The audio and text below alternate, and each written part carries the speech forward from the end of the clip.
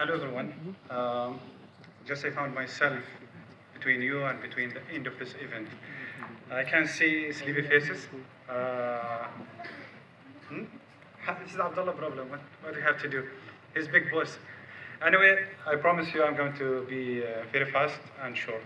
I'm going to present a real case which is involving to how to manage large-scale digital evidence cases. Why it considered as a challenge for us as a digital forensics? Because you are going to deal with thousands of digital devices. You're going to deal with hundreds of suspects in the same time. Unclear ownership. You don't know this evidence belongs to who. No clear procedures. Why it's not clear procedures? Because you're going to be in the middle. All in the crime scene, they're waiting for the digital forensic expert, their guidance. You need to evaluate the scene. You need to identify the criminal method. You need to prioritize the devices. And everyone at the crime scene waiting for your instructions. And you will be under pressure. That's what happened in our real case. The case was last year. We had 4 different site locations. The operation is in the same time. The primary information that we got, there are around more than 60 suspects, but in fact, we found more than 300 suspects. They told us it's around 200 digital evidence computers or mobile phones, but we find them more than 2,000. The most important and the key element to success in any case, the documentation. How are you going to document the crime scene? The first one, you need to do the numbering for the sites, do numbering for the halls and rooms, and then you need to give a specific unique number for each device. Why we need it? If you want to build a very solid case to the court, you need to have all those documentation. It's going to help you to identify the ownership of the devices. It is a challenge, yes.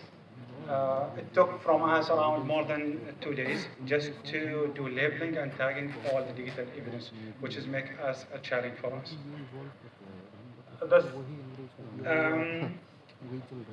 We was not prepared to do the labeling it is not our scope as digital forensic team. It's about the crime scene team. They do it, but we need to help them to have a proper way to identify and to do labeling for the devices.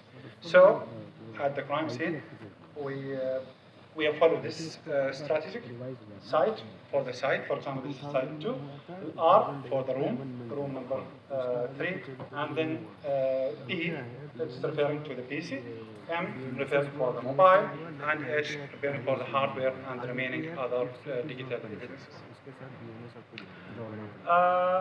And also, we need to do a sketch for the floors, and you need to do numbering for each room, and then you need to reflect where you found the evidence inside each room. The most important thing is how you're going to identify the main suspects. It's the main challenge for us. In this case, we were lucky. We found we got the cooperation from one of the suspects. We could identify the leaders in each room. They identify who's the leader from those among the people. In one room, there were around more than 50 PC. So we need to identify where the supervisor from them. And we could identify all the supervisors, and we tag their computers as a primary. We give the priority. The good things, we could identify the fake platforms for the criminal activities they running and by the suspects. And also, we identify some of the crypto wallets at the scene. Evidence acquisition for sure, no, we are not going to do the acquisition for all of the digital evidence there. just we need to select the supervisor roles, and also we'll take some randoms from some computers.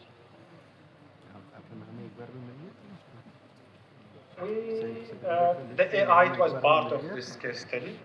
Actually, the victims, when they trapped, the suspect, when they trapped the victims, they asked them to transfer the money, the cryptocurrency. And then the supervisors, they monitoring their wallets through the blockchain explorers. So some of the blockchain explorers, they use blockchain and also Ethereum scan. They have the address wallets and they see if the transaction has been completed successfully or not. As a result, we found in one computer more than 500K records just to browsing those blockchain explorers. So it was a challenge for us. How are you going to deal with it? We don't have any solution in place to extract or to identify the cryptocurrency wallets. So we used the AI to help us to build our own secrets. Those secrets help to extract and to identify all the cryptocurrency wallets. As a result, we found this is all the wallets we could extract and how many times has been visited and the type of the wallet. Also, it will be very hard to take one by one to check the details for those wallets. So what we did another secrets integrated with the APIs, with the blockchain explorers. We bring all the details from there. As you see here, we have the address, we have the balance, we have the total of transactions, how many transactions in this wallet, how many transactions out from this wallet, also the total and the first transaction and last transaction. That gives us good pictures which wallets we need to have a search warrant to freeze it. But unfortunately, all of them were empty. We did local AI. We did Olama. We used different module, but unfortunately, due to the capabilities of the hardware, we couldn't run very powerful model. We tried same one through some of online module, and we got a good results, but without any sensitive data or personal data. This is the result of our this case. As you see, we could get the rules and the description for each one of this organization. And also, all the scam centers, they are well organized and they have very strong governance in terms of how to maintain. For example, one of sites, more than 100 suspects. How are you going to run and to manage all those people? And by the way, the supervisors, they are non-English speakers and they are non-Arabic speakers. And the workers, they are from different countries. So how they have a very strong mechanism how to manage all those people and very strong governance. For example, we found the attendance records, we have employee records, we have performance tracking, we have the expenses and income, we have chat with victims, and we have instruction how to use the cryptocurrency, and we have the programs, the multi-social media accounts they use, and also the fake photos, and the logs of for the fake websites and cryptocurrency websites. And for the cryptocurrency, it was very tricky, and we couldn't identify the final destination because they were using mixing. They mix the income from the victims through hundreds of wallets. We found all those pictures in their devices. It's all fakes, and they're trying to track the victims.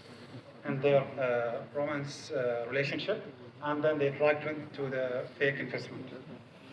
This is some websites they were used by the suspects, and this is the control panel for those websites where they give the victims fake balance. Or you win today. You pay $100. After 2 days, what? You got $200. As a result, we come up with the 4 different reports, and as you see, one of the reports around more than 200 bigs, another one 193, and 146 and 45.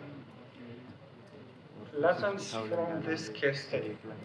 It's very hard to handle large number of the evidence, and you need to document all the evidence. So what you need to do? Last week we had similar case, but different approach. We decide to use pre-printed labels, which is contain the barcodes, to help us to save time and effort. Also, we use this as a tag for the suspect, and this is the pre-printed labels we used last week. Also, we developed a mobile app. It's Android. It's totally offline. It helps to register and to document all the digital devices using the OCR. And also, we had like a database for the EMI record. This application can deal with more than 266,000 type on model of different mobiles. And also, they're going to store the GPS location where you find that evidence. Also, you're going to get timestamp automatically. The application is very simple. 3 main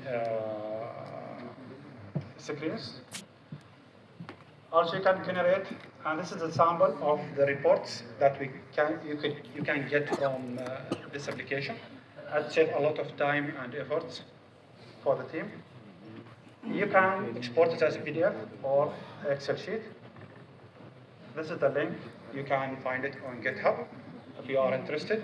Currently, the application supports only Arabic, but you can easily translate it to any language.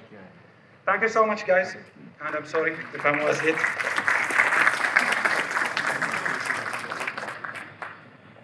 Thank you, Dr. Yunus, for your insightful presentation and for sharing practical perspectives on managing and prioritizing digital evidences at scale. May I request Shalini Madam to please come on stage and felicitate our guest.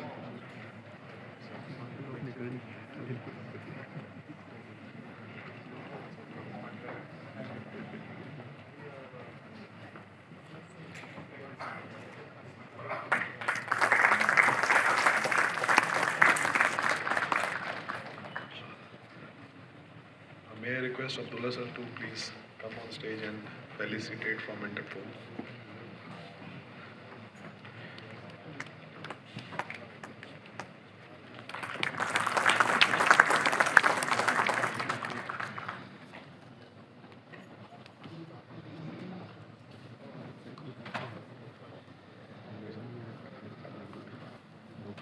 With that, we come to the conclusion of session 6, which is synthetic media and the future of digital evidences.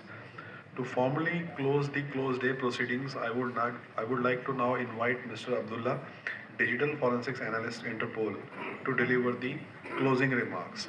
Thank you all and have a wonderful evening, please. Thank you.